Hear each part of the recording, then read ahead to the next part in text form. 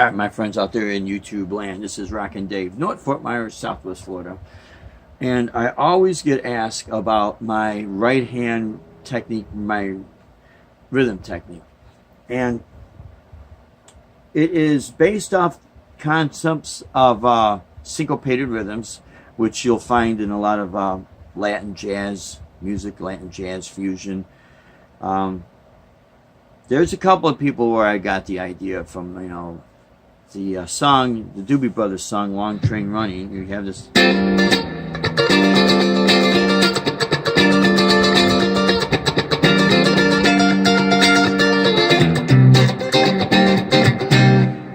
But actually, there's no syncopated going on in there. The song, another song where you might find syncopated, especially a live version of The Who's Pinball Wizard.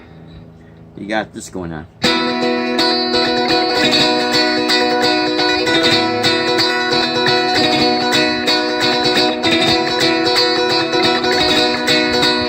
So you have that, but really the guy that inspired me the most, that really does it probably better than anybody, is jazz fusion great Al Di Meola.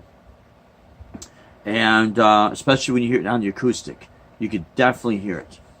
And because of his strong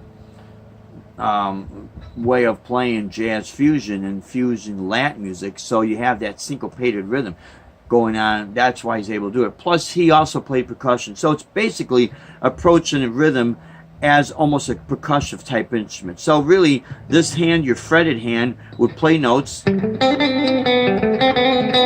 the right hand would pluck the strings, but also act as like the way a drummer would hit a snare drum, or like congas, or bongos and percussion. Anyways, like that's what the right hand is doing. It's acting as a rhythm.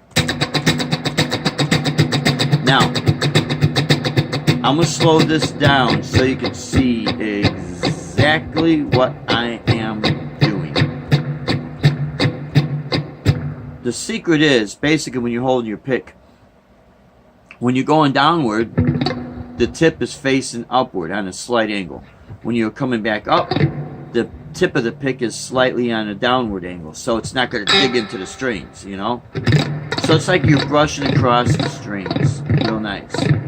So this is one way of developing it, to get your wrist nice and loose. Now, if you want to take a chord, there's accents. And what I mean by accents,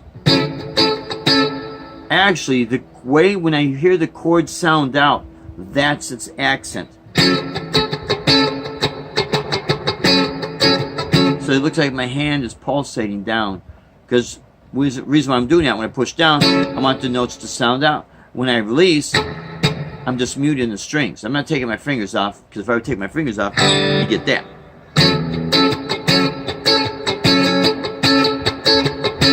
So that's what I'm doing there. But let's make this real simple.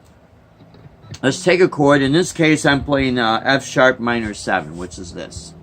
Okay,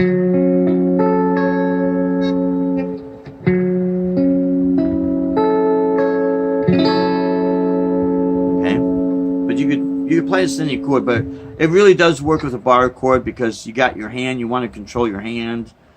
You do this with a D chord, you might get all that going on if you're not used to this. So what I'm doing here is my rhythm is basically, say, doing eighth notes.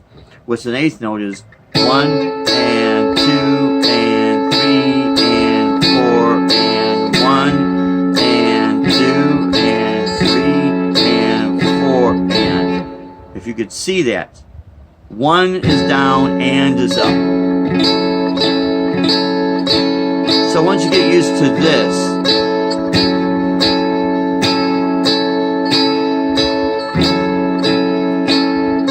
I don't think, an absolute beginner would ask that, because they're new to all this. And that's just how it is. If I flip my guitar left-handed, I'd be absolute like a beginner. So, it's a lot of the experienced players that ask me this question. So how do I speed it up? Well, what I do is I take the same concept, but I do this. I can mute my strings for this. down, up, down, up, down. Now, I don't want to go too fast, but to get the speed, you're going to see what I mean. You're going to have to learn how to get this done. And you'll be able to get that fast by working with this. I'll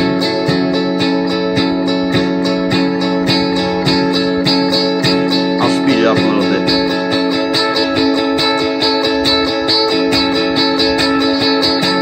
Once you feel comfortable doing this, now you can mute the strings.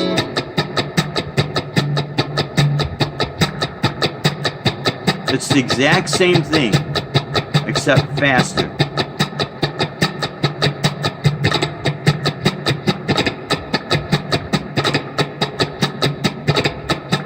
Now see?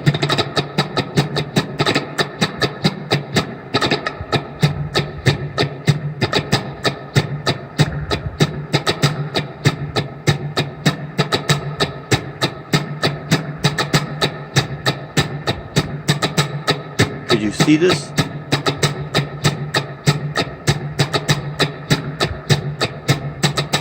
This little is sped up a little bit faster. So if you slow it down and you got this, and again, try this with just muting the strings so you can really concentrate on your right hand or your picking hand if you play left-handed, okay? So we have this going on.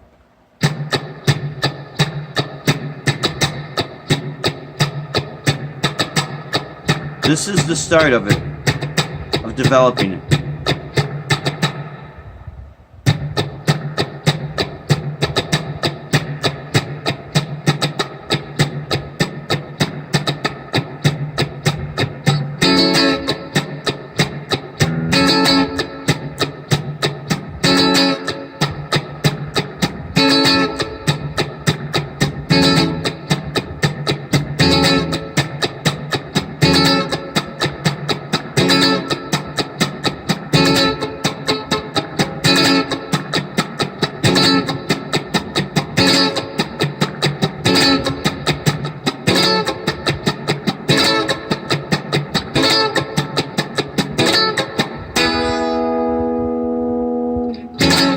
So it's a matter of getting used to. What you could do is break things down in different sections too. So once you get used to what I just showed you, by combining them, you could try that approach. You could actually split the two apart. First, try this. Work on that for a while, over a course of time. And then, when you feel comfortable with that, then what you want to do is try this.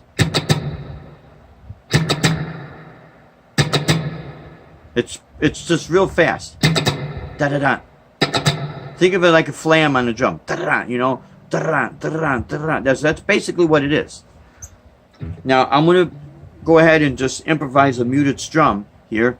And you'll see where all this could come from, where it really comes from, and where you can start taking it. So here we go. 1, 2, 3, 4.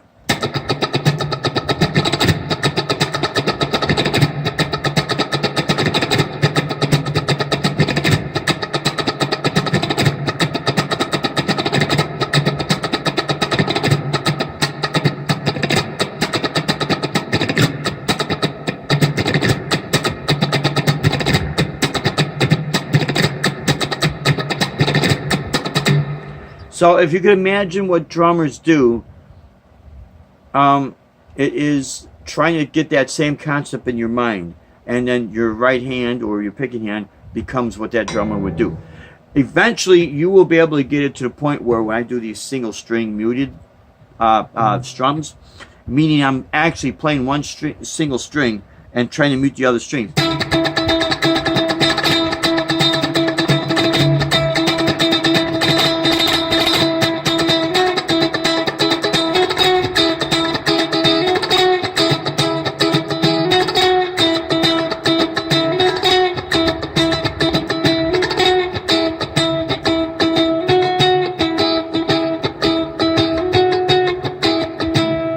So you can see with this right hand, that all comes from just the beginning of the video, what I was showing you, or when I was doing it slow.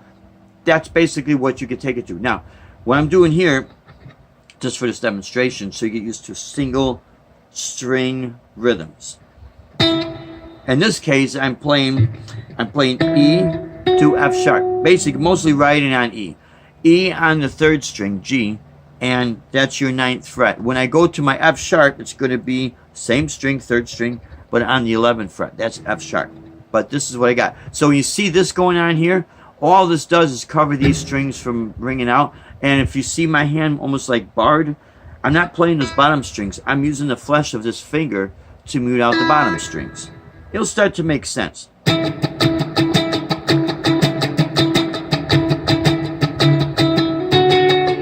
Now, when I see my middle finger, I'm not playing a chord. I'm using that to help mute those strings. And actually, it won't matter if I'm crossing here because my 3rd finger is playing this note. You'll find ways of releasing your middle finger, if I could do this, where it's like this. So what you're doing is, and the reason why it's arched like that, you have a string right here that you want to ring out. That's what's going on. Here, you're just holding the strings muted. That's what it looks like. When people ask me, are you doing anything really with the middle finger? What notes are you playing? I'm not playing any.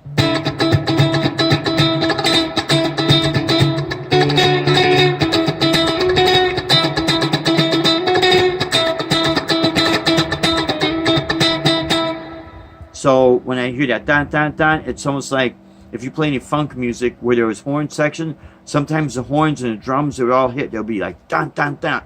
That is exactly what I'm trying to mimic. Because in reality, the guitar player would do that with them. Sometimes it's buried under the mix, but sometimes not. But it's a good way of learning how to play a rhythm, and it's, if you want to call it shred rhythm, I guess you could call it that.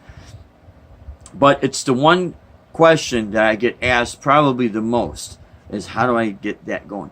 That in conjunction with my flamenco playing, but that's a whole different subject for another time. So I hope this has been helpful for everyone out there, because I've had people ask me to do this, and that's basically what it is. So what you want to do is try to follow through in the beginning when I was playing it slow, and just take your time. If it takes you a week, or if it takes you a month or a couple months, don't get discouraged. When people allow frustration to get set in, that's when they stop. Actually, that is what stops them from making their progresses. So don't get discouraged. Just let it grow with you naturally, and trust me, once it hits you where it feels natural, you'll be able to do this with no problem.